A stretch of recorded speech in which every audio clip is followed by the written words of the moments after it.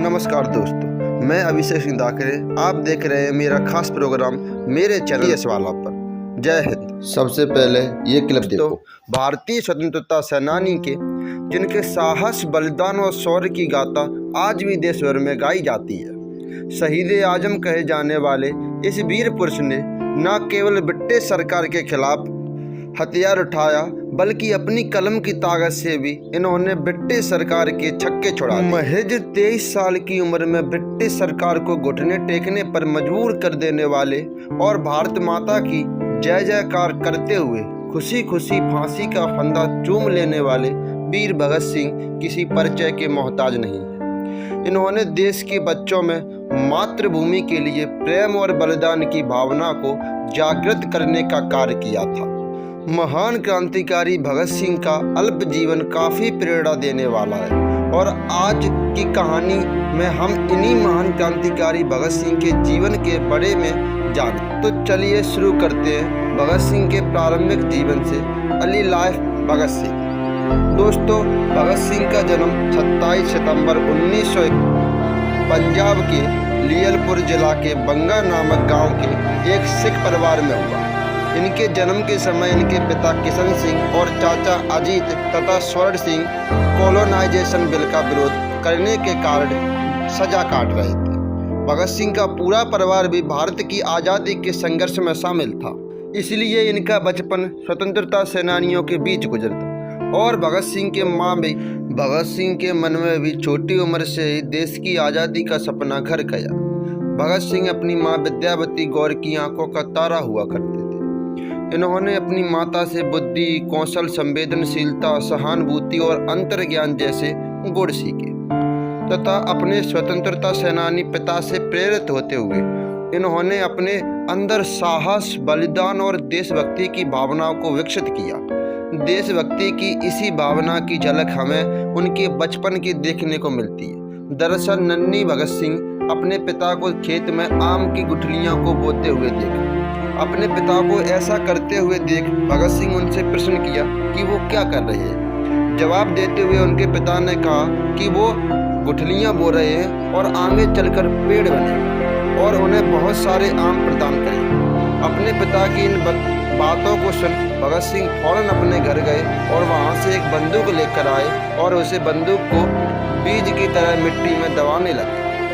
उन्हें ऐसा करते हुए जब उनके पिता ने देखा तो उनसे प्रश्न किया, तो भगत सिंह ने जवाब दिया कि वो बीज की तरह बंदूकें बो रहे हैं, जिससे खेतों में बंदूक के भी पेड़ उगेंगे और कुछ समय बाद उनके पास कई सारी बंदूकें हो जाएंगी, जिनके साथ वो ब्रिटिशर्स के खिलाफ आज़ादी की जंग साथ लड़ेंगे। भगत सिंह की ऐसी मासूमियत और देशभक्ति की भावना देख उनके पिता का सीना गर्व से चौड़ा हो गया और उन्हें यकीन हो गया कि उनका बेटा भारतीय स्वतंत्रता आंदोलन में अपना महत्वपूर्ण योगदान देगा। इसके अलावा भगत सिंह बचपन से ही आक्रामक स्वभाव के थे और अनोखे खेल खेला करते थे।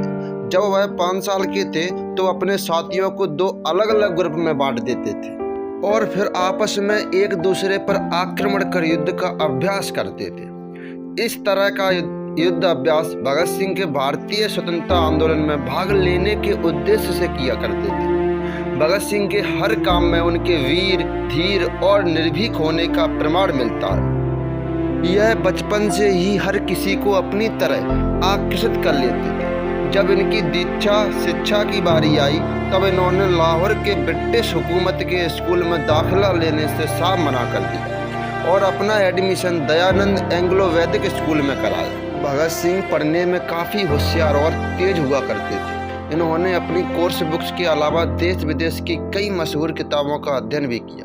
इनकी रुचि खासकर सोशल, पॉलिटिकल और इकोनॉमिक रिफॉर्म्स पर आधारित किताबों के प्रति हुआ करती। अध्ययन से छोटी उम्र में ही भगत सिंह को देश विदेश की सोशलिस्ट पॉलिटिकल श्रेणियों का ज्ञान हो चुका था। दोस्तों, भगत सिंह के जीवन में एक नया अध्याय तब शुरू हुआ जब 13 अप्रैल 1919 को जलियांवाला बाग हत्याकांड हुआ।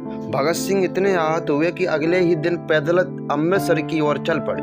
चारों ओर खून से लसपस लाशों को देखकर उनके अंदर ब्रिटिश सरकार के खिलाफ अत्यंत क्रोध और बदले की भावना उत्पन्न हुई। खून से सनी हुई मिट्टी को बोतल में भरकर वापस लाहौर लौट आए।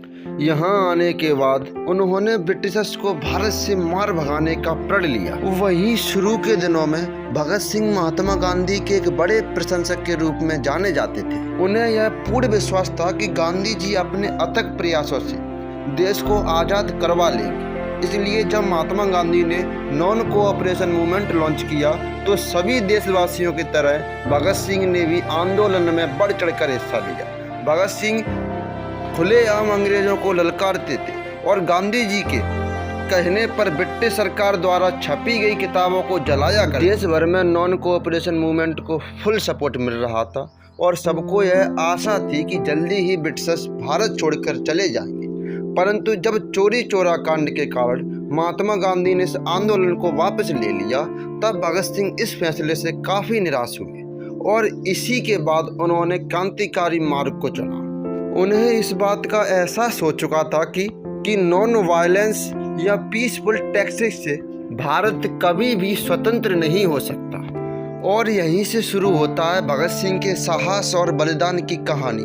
तो आइए अब एक नज़र उनकी क्रांतिकारी गतिविधियों पर भी डाल देते हैं। दोस्तों, अपने कॉलेज के दिनों में ही भगत सिंह की मुलाकात सुखदेव, भगवती चरण समेत कई अन्य क्रांतिकारियों से हुई और इनकी सबसे गहरी दोस्ती सुखदेव के साथ हुई। उस समय आज़ादी की लड़ाई अपने चरम सीमा पर थी।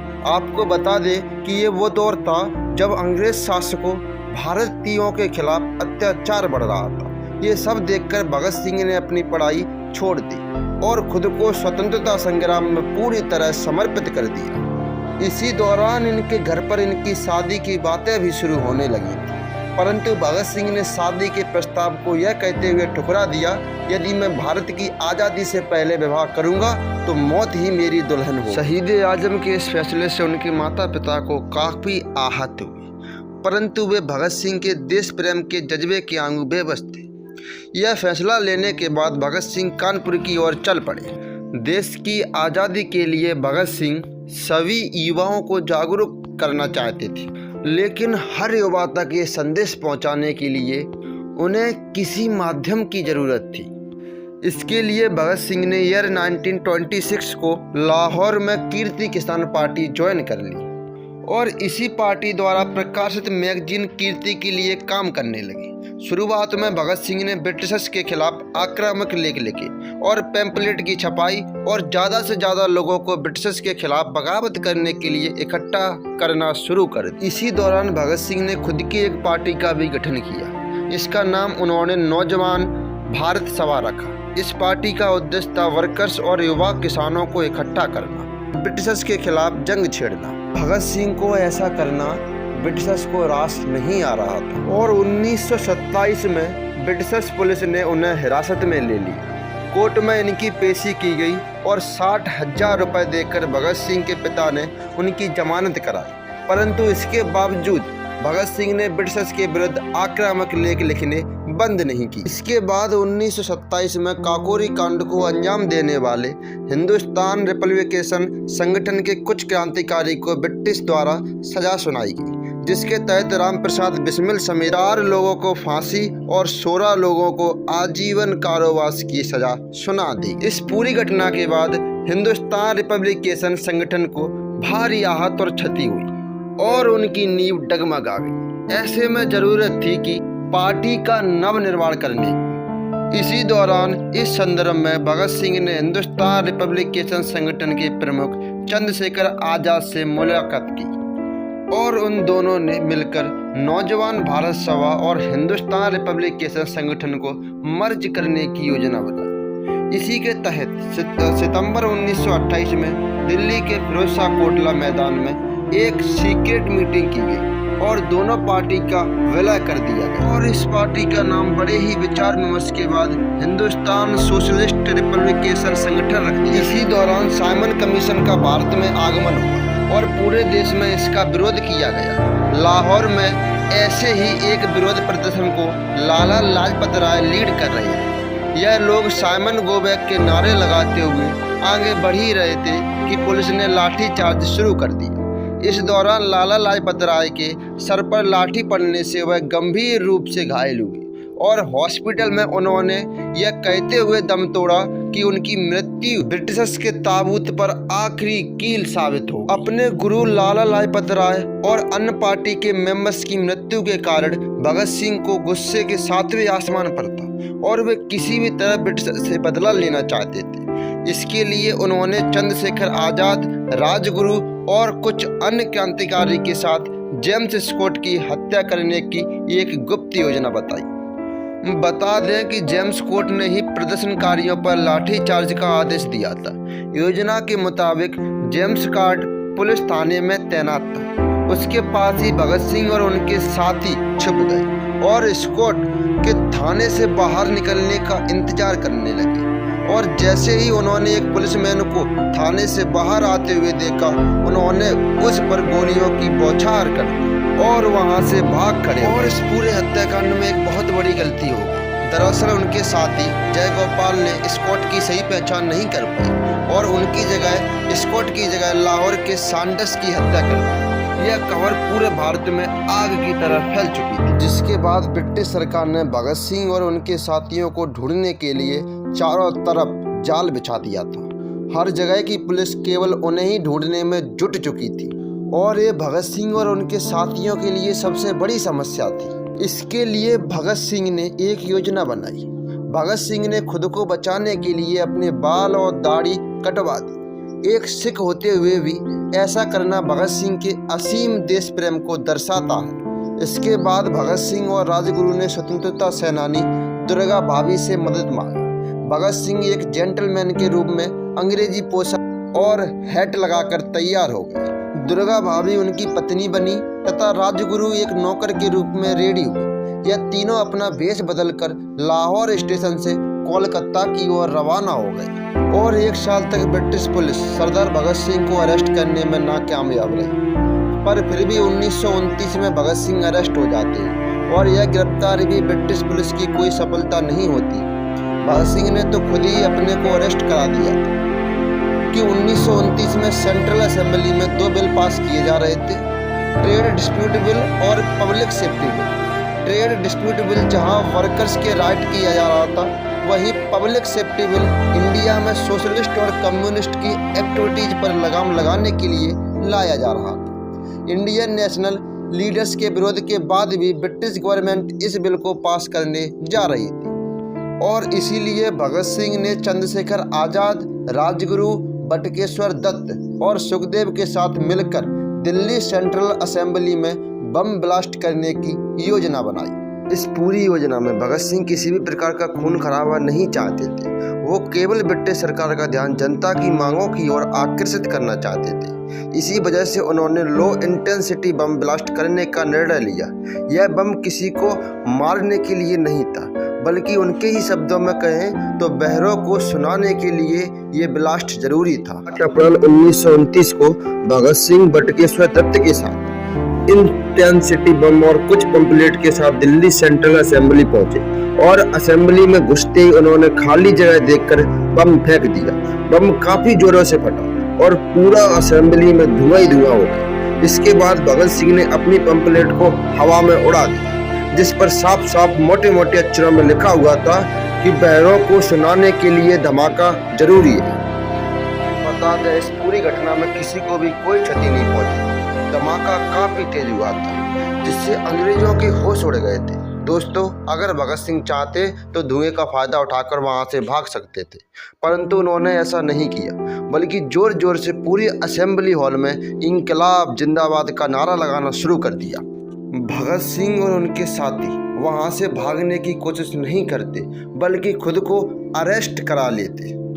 ये उनके प्लान का हिस्सा। वो चाहते थे कि कोर्ट में ट्रायल्स की मदद से वो अपनी आइडियोलॉजी को सभी तक पहुंचा सके।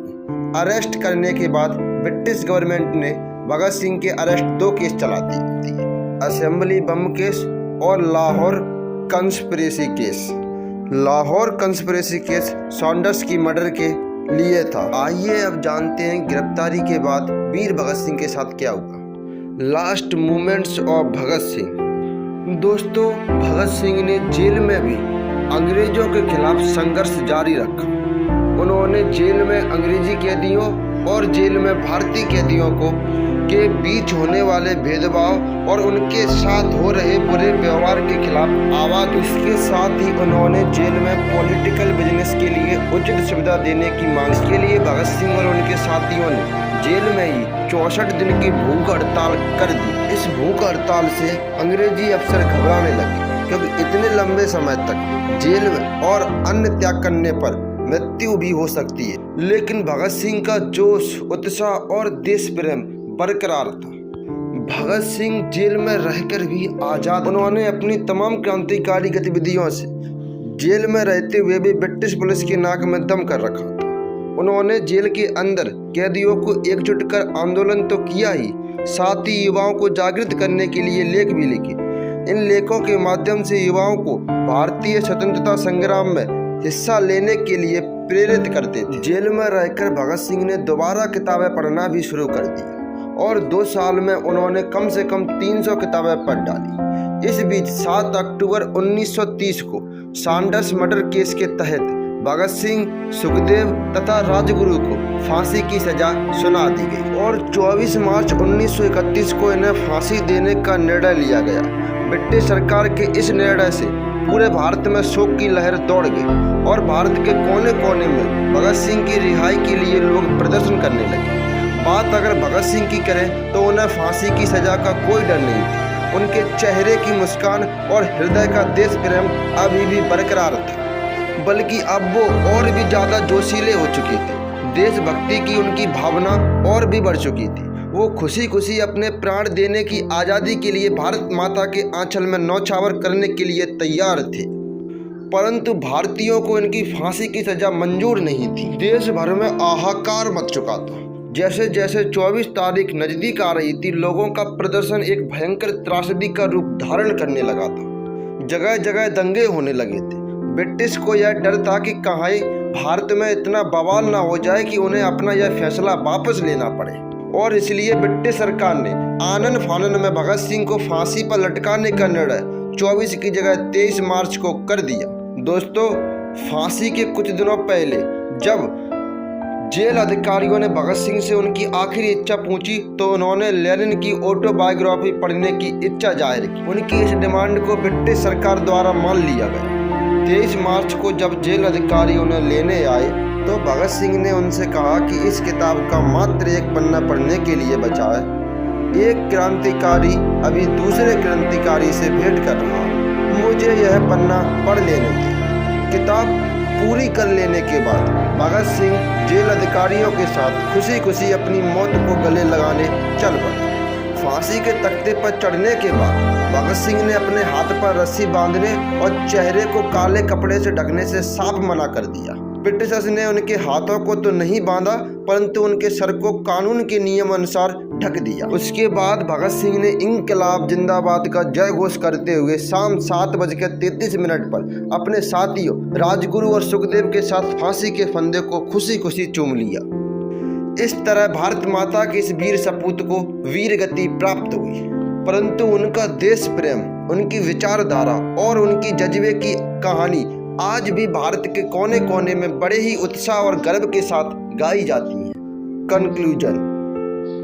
तो दोस्तों, यह थी वीर भगत सिंह की कहानी। इस कहानी में हमने भगत सिंह के जीवन और आज़ाद भारत के निर्माण में उनकी अहम भूमिका को समझाने का प्रयास किया है। आशा है आप भी भगत सिंह के गुणों से प्रभावित हुए होंगे। भगत सिंह की तरह ही ऐसे कई स्वतंत्रता सेनानी हैं जिनके शौर्य और बलिदान के कारण आज हम एक हैं और एक आज़ाद देश में सांस ले रहे हैं। क्या आप ऐसे ही अन्य स्वतंत्रता सेनानियों की कहानी जानना चाहते हैं? अगर हाँ, तो अपनी राय कमेंट बॉक्स में ज़रूर दें।